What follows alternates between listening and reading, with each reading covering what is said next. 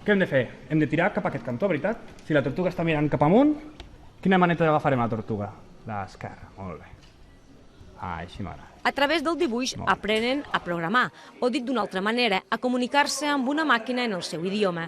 Per a ells és tot un joc de combinació de lletres i nombres, però sense adonar-se'n van interioritzant el llenguatge informàtic que els servirà per a alguna cosa més que per fer funcionar dispositius com ara ordinadors, mòbils o robots.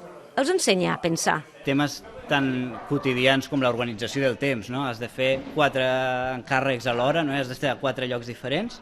Doncs, clar, en programació soluciones molts problemes d'aquest estil, no? Saps com optimitzar això i dir, ostres, no, mira, si fem primer això i tu al mateix temps vas aquí i jo vaig aquí, doncs acabem d'aquí una hora i ja ho han fet tot, no? Es diverteixen, però fins i tot a això hi han de dedicar un cert temps. Pensava que això estaria xupat, estava molt fàcil, però cada cop els nivells són més difícils i me tinc que anar esforçant bastant més. T'equivoques i tens que veure el fallo i ho fas.